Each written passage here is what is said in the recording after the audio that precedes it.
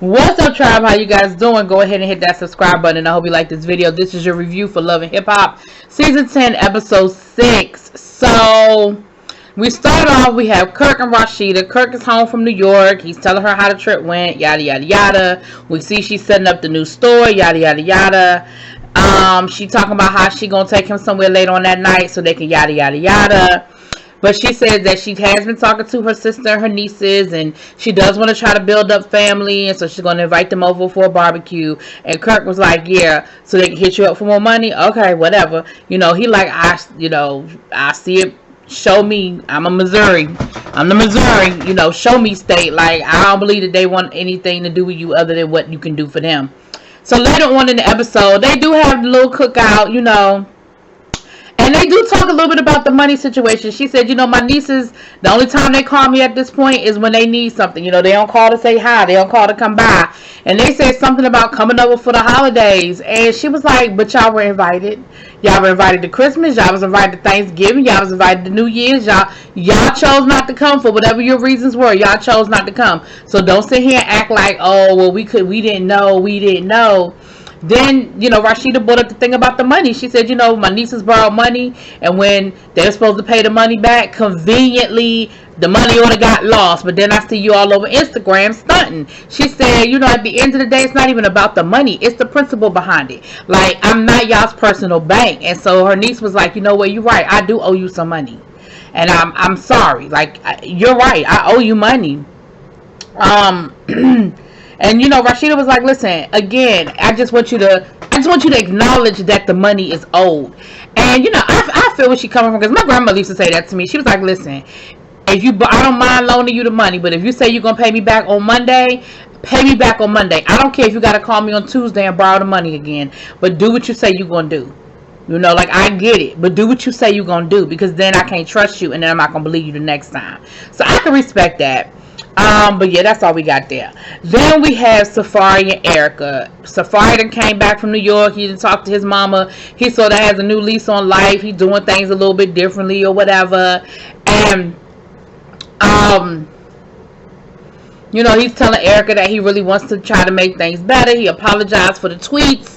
Erica was like, I want to believe him. I love him. And she told him, she said, listen, at the end of the day, you're not my baby daddy. You're my husband. And I did marry you because I wanted to be with you for the rest of my life. I really do want this to work. Like, I'm here because I want this to work. Safari say he wanted to work too. Child, whatever. So then his mama come down, because she ain't been down since the COVID. So she came down to come see the family and hang out or whatever. And her and Erica have a good conversation. And she tells Erica, listen, he my son and I love him, but he a jerk. And I know he's a jerk. She said he's always been playful like that. He never takes anything seriously. She said even when he was a kid, it used to irritate me because he never took anything seriously. And it would piss me off. She was like, so, basically I guess she was like, girl, so you either going to have to figure out you want to, like, that's who he is. You either going to be okay with dealing with it or you not, because he ain't going to change. She been like that since he was a kid. And Erica let her know, listen, I do love you and I love your son and I want this to work, and she talked a little bit about her mom, how she financially takes care of her mother, but her mother really isn't a mom to her. Sounds like her mother's dealing with some mental issues, because she said her mother's just in a really, really deep depression. And she said, I don't want to be that person for my kids. Like, I don't want to be so hung up on life that I am not present for my family. So that's that, child. That's that. Then we have Mendices and Yandy. Okay, so we got Mendices and Yandy. They have the photo shoot for Yandy's company, and they're talking about Infinity. And she's saying how, she's glad that her and Infinity are in a better place, but she wanted to take baby steps. And Infinity just jumped head on into the deep end and wants to move in and basically wants to stay indefinitely. And she's just not okay with that, because she still doesn't trust her. At the end of the day, she still doesn't trust her. So, Mendices was like, listen, I'm not really comfortable with her being in the house, but I don't want to just throw her out. So how about, we say we're going to get her an apartment, we're going to pay her rent for a couple of months, and then give her time to find a job and be self-sufficient. Like, we're not going to throw her away, but we're just not going to have her in the house with us every day, because I'm not comfortable with that. And I guess I can understand where he's coming from. Like, listen, I don't want to feel like every time you get into an argument or I say something you don't like or I do something you don't like, you're going to go to social media or you're going to go to the blogs and tell all of our business. Like, I'm not cool with that. Of course, Yandy is sort of, stuck in the middle because she feels like I love her, and I know that that's one of her triggers. As a kid that's been in the system, I know abandonment is one of her triggers. So, Carly's having a birthday party. Now, listen, let me tell y'all something. The best line of this whole episode was Spice. Why are we not getting more Spice this season, child? Spice said, because Carly talked about something, Lamar wanted to throw a party for me for my birthday, and we want a boat, and, yada, yada, yada, making it seem like this is something that he did. Why Spice talking about some? Now, I love Carly. Y'all know Carly is my friend, but I feel like Carly threw this party for herself. Because listen, I was thinking the same thing. I said, now y'all know good and damn well Lamar Odom ain't throw this damn party and rent this boat for no damn Carly Red. But anyway, okay, if y'all want us to believe the story, if y'all like it, I love it. Okay, whatever. So then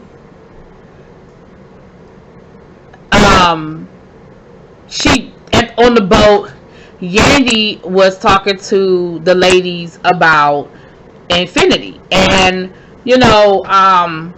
Sierra was like, you got to kind of see it from her side. Like, she might feel abandoned. Like, I don't know if that's the best decision to put her out like that. Like, I don't know if that's the best idea. Because, that could make her feel some kind of way.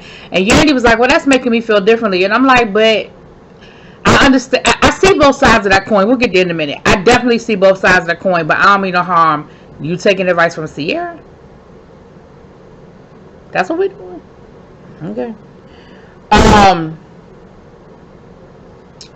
Then we had Yandy talking with Spice about that comment that Mendices made on the couples retreat situation, where he said he ain't know whether he would be able to hold her down or not. And Yandy said that, made her feel some kind of way with the situation. It did make her feel some kind of way, but they worked through it, but it's still in the back of her head. As the guys were talking to Mendices about it, and Mendices was like, yeah, I mean, I know, but, we went home and we worked through it, but yeah, that was just a bad answer. And everybody was like, yeah, that was a bad answer, bro. Like, that was the bad answer. So, then we had,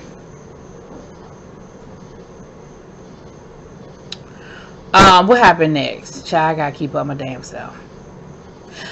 So then we had Carly, because Carly's daughter was there. She said, she wanted to spend more time with me, so I'm trying to do a better job of including her and what's going on. So she was on the boat, and she tried to have a conversation with Lamar, like, what are your intentions? His intentions ain't shit, because he ain't really dating your mama, but moving on.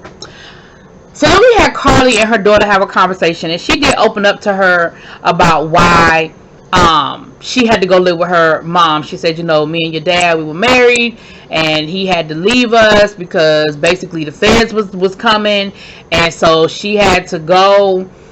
He had to go, and basically the police came asking questions. I didn't have the right answers, and they took everything because he went to jail for money laundering. So I guess all of his assets were seized. She said, so your grandmother came down to help me, and she said, listen, I'm gonna take Jazz till you get back on your feet. And she said, I never really told you the whole story because I didn't really want you to have like that, you didn't need to know all of that. Like, you were a child, you didn't need all of the information.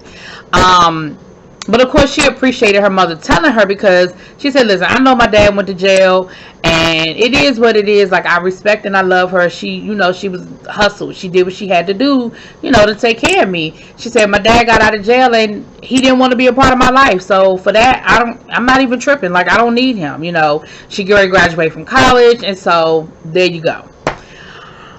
Then we had Mendices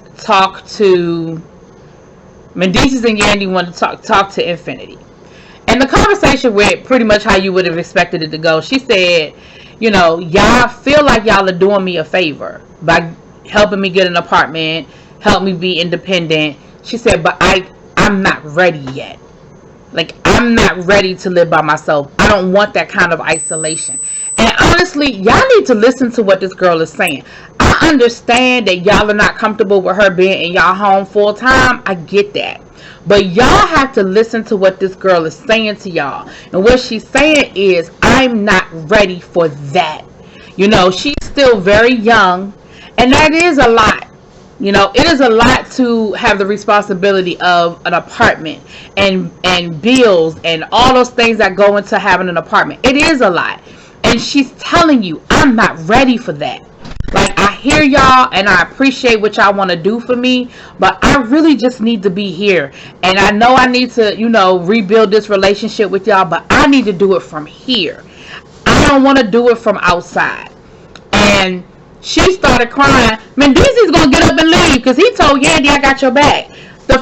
He said, listen, I'm not equipped for this. He got up and left Yandy there to handle it. And Yandy was like, you said this was your damn idea. So the episode pretty much ended with that girl crying her heart out with production, and Yandy sitting on the bed looking stuck, like, I feel bad, I feel guilty, and I don't feel like maybe this wasn't I feel like maybe this wasn't the best decision for us to make. And again, I see both sides of that coin, because you certainly don't want to have somebody living in your house that you can't trust. I get that. But the flip side is, this girl is telling you she not ready for that. And I think y'all need to listen. When she used that word isolation, that's important. Y'all need to listen. I don't know what y'all gonna do, but y'all can't be playing games with the situation. Y'all need to take it seriously. With that being said, that's it. That's all. I'll talk to y'all later. Peace.